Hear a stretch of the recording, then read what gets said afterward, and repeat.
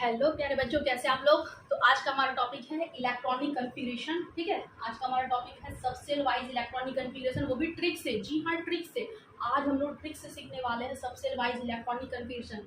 तो चलिए फिर देर किस बात की, स्टार्ट करते हैं। लेकिन स्टार्ट करने से पहले आपको दो चीज़ याद रखना पड़ेगा। ठीक है, ट्रिक क्या है। सबसे पहला ट्रिक तो यही है कि आपको जो है मैक्सिमम होल्डिंग कैपेसिटी पता होना चाहिए कि ऑर्बिटल्स में मैक्सिमम होल्डिंग कैपेसिटी क्या है, इलेक्ट्रॉन होल्डिंग कैपेसिटी।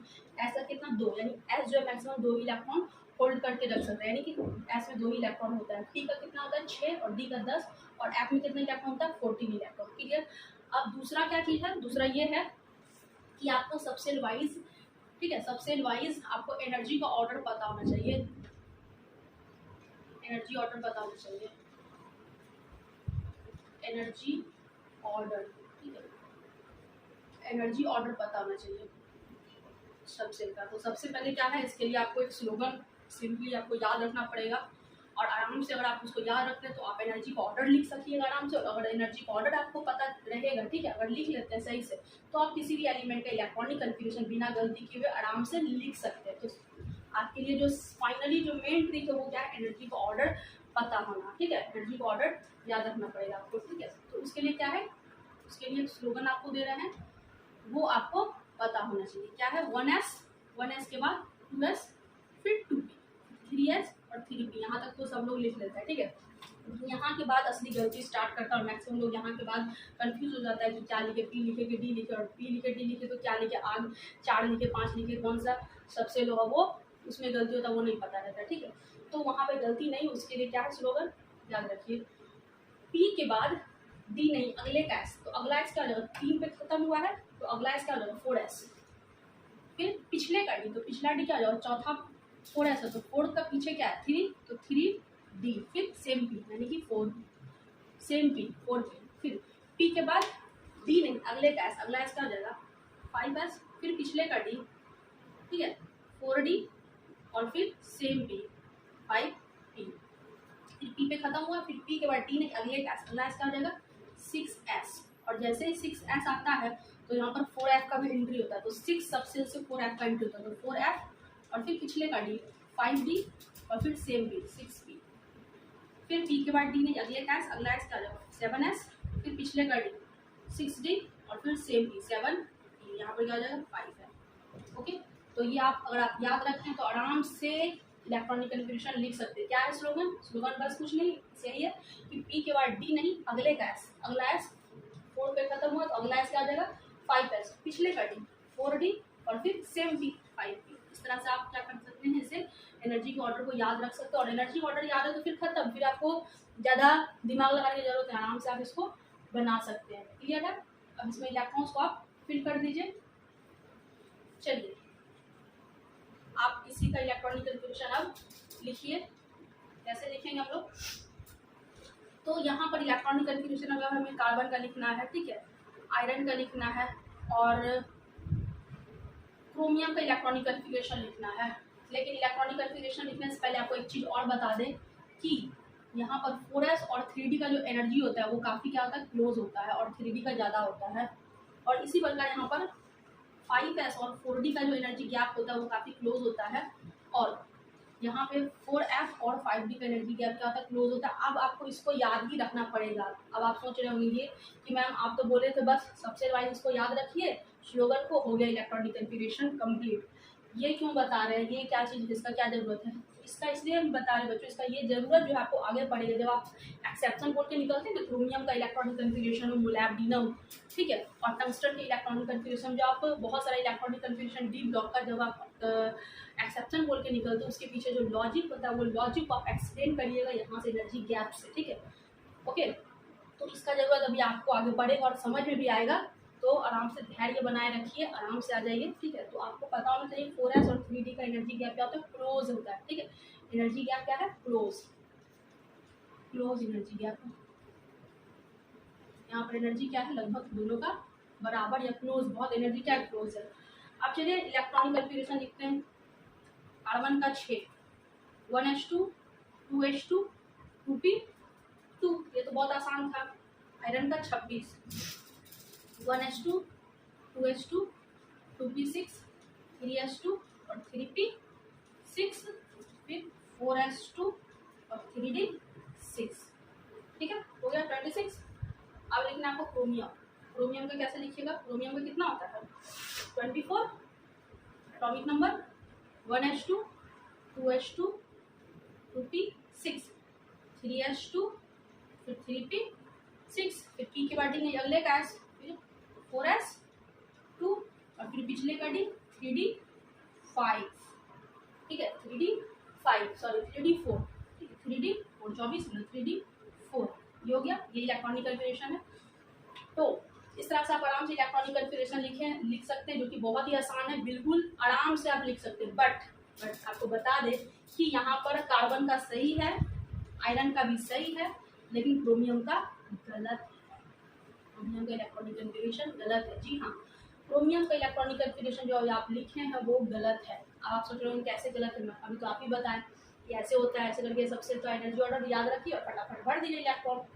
तो गलत कैसे हो गया, तो गलत ऐसे हुआ कि आपको बता दे कि जो हाफ फील्ड कन्फिगरेशन होता है बच्चों, ठीक है, हाफ फील्ड कन्फिगरेशन जो होता है वो ज़्यादा स्टेबल होता है। ठीक है, half field configuration is more stable then partially field configuration. ठीक है, पार्शियली कन्फिगरेशन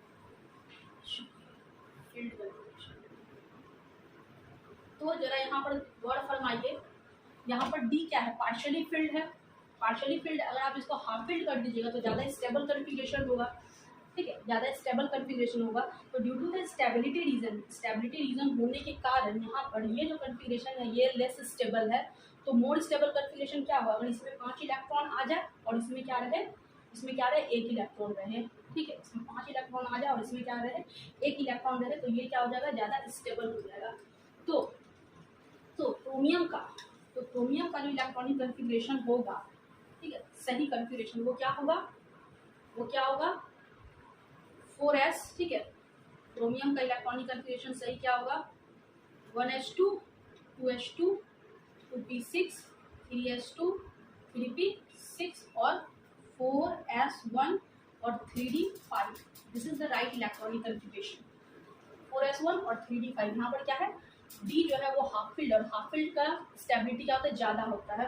तो इसको भी थोड़ा अच्छे से समझने के लिए बारीकी से, एकदम बेसिक से, तो चलिए थोड़ा सा आपको और बता दें कि ऐसा क्यों हुआ।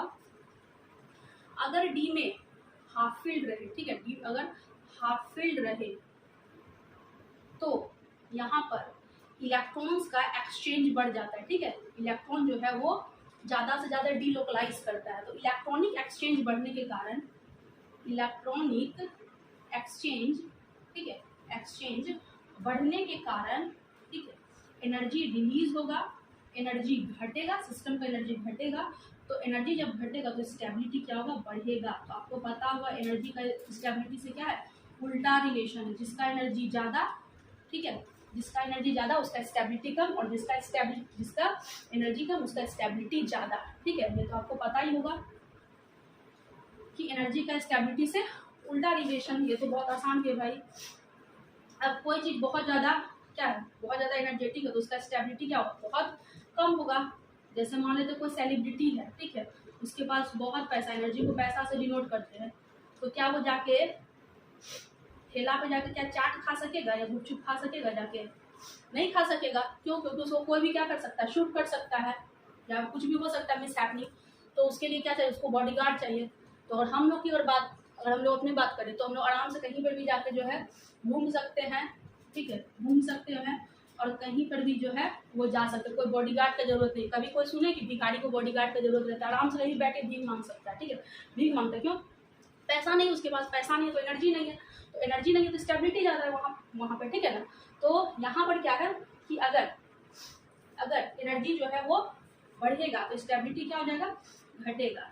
ठीक है, कभी देखे कि कोई भिखारी जो है बगल में तो 4 वो जो है रखे हुए हैं बॉडीगार्ड को, और सब बॉडीगार्ड AK-47 लेके बैठा हुआ है, ऐसा कभी हुआ है क्या, नहीं। क्यों, क्योंकि वो भिखारी है, उसके पास पैसा नहीं है, एनर्जी नहीं है, उसका स्टेबिलिटी क्या है, ज़्यादा, कहीं भी बैठ के भीख मांग सकता है। तो इसी प्रकार यहाँ पर क्या है, एनर्जी जो है वो क्या रिलीज होगा, एनर्जी घटेगा सिस्टम का, क्योंकि डीलोकलाइजेशन से जो एनर्जी होता है वो रिलीज होता है, और एनर्जी रिलीज होगा तो क्या होगा, स्टेबिलिटी बढ़ेगा। तो सिस्टम जो है वो हाफ फीट ज़्यादा स्टेबल है। क्यों? क्योंकि यहाँ पर एनर्जी क्या है, कम है। ठीक है, एनर्जी रिलीज होगा तो स्टेबिलिटी क्या होगा, बढ़ेगा। सो दैट्स वाई 3D5 का एनर्जी क्या है, ज़्यादा, लेसर एनर्जी और स्टेबिलिटी क्या है, ज़्यादा। So this configuration is more stable configuration and right configuration of chromium. तो यही क्या है, क्रोमियम का सही कन्फिगरेशन। अब आपके दिमाग में ये क्वेश्चन आ रहा हो कि मैम ये उठ के यहाँ कैसे चला गया इसलिए क्योंकि वहाँ पर स्टेबिलिटी उसको मिला, डिलोकलाइज करेगा तो इलेक्ट्रॉनिक एक्सचेंज बढ़ेगा, इलेक्ट्रॉनिक एक्सचेंज से एनर्जी रिलीज हो, स्टेबिलिटी बढ़ेगा। यहाँ तक तो ठीक है, लेकिन गया कैसे? तो इसीलिए तो आपको बताएं थे कि याद रखना आपको कि 4s और 3d का एनर्जी गैप क्या होता है, क्लोज होता है। और क्लोज एनर्जी गैप होने के कारण यहाँ से एक इलेक्ट्रॉन जो है वो आसानी से इसमें जा सकता है। ठीक है, क्योंकि एनर्जी गैप कम है। ठीक है, क्योंकि एनर्जी गैप कम है तो 4s से, ठीक है, 4s से एक इलेक्ट्रॉन जो है वो 3d में जा सकता है ड्यू टू क्लोज एनर्जी। ठीक है, ड्यू टू क्लोज एनर्जी यहाँ पर क्या हो गया, एक इलेक्ट्रॉन जो है वो जंप करके इसमें चला गया। जैसे कि आप एग्जांपल समझ सकते हैं, अगर आपका कोई गहरा मित्र है तो आप उसके पॉकेट से आराम से पैसा निकाल सकते हैं, लेकिन जिस व्यक्ति को आप नहीं जानते उसके पॉकेट में अगर हाथ डालिएगा तो क्या वो आप समझ सकते हैं। ठीक है, आप जो है फुटाने के लिए अच्छे से रेडी हो जाइए। तो सेम यहाँ पर वही बात है कि क्योंकि यहाँ पर एनर्जी 4s और 3d का क्लोज है तो इसी कारण एनर्जी गैप कम होने के कारण यहाँ से एक इलेक्ट्रॉन जंप करके यहाँ पे चला जाता है। और इस जंप के कारण, ठीक है, यहाँ पर क्या होता है, स्टेबिलिटी बढ़ता है। पर हम लोग इसे क्या कहेंगे बच्चों, इसको हम लोग इसका, ठीक है, क्रोमियम का कौन सा कन्फिगरेशन होगा, एक्साइटेड स्टेट कन्फिगरेशन नहीं, ये कन्फिगरेशन जो है क्रोमियम का ग्राउंड स्टेट कन्फिगरेशन है। ठीक है, ग्राउंड स्टेट कन्फिगरेशन है, याद रखिएगा, ग्राउंड स्टेट कन्फिगरेशन। ये एक्साइटेड स्टेट कन्फिगरेशन इसे हम लोग नहीं कहेंगे, एक्साइटेड स्टेट कन्फिगरेशन नहीं है, ये ग्राउंड स्टेट कन्फिगरेशन है, आपको पता होना चाहिए। ठीक है, तो ये जो क्वेश्चन है नीट में भी पूछा हुआ क्वेश्चन है कि क्या क्रोमियम का ये ग्राउंड स्टेट कन्फिगरेशन है या एक्साइटेड स्टेट कन्फिगरेशन है। एक्साइटेड स्टेट का जब एनर्जी उसका बढ़ेगा तब ना, तो यहाँ पर एनर्जी बढ़ नहीं रहा है, यहाँ तो एनर्जी डाउन हो रहा है, कम हो रहा है, और ये स्टेबिलिटी बढ़ रहा है, तो ये ग्राउंड स्टेट कन्फिगरेशन नहीं है। ठीक है, ग्राउंड स्टेट कन्फिगरेशन नहीं है। यहाँ पर ये आसानी से इसमें चला जाएगा, 4s से 3d में बहुत ही आसानी से जा सकता है और ये इसका स्टेबल कन्फिगरेशन होगा। ठीक है, तो कैसा लगा आपको आज का क्लास, ठीक है, उसको बताइएगा कमेंट में कि इलेक्ट्रॉनिक कन्फिगरेशन आप सीखे या नहीं सीखे।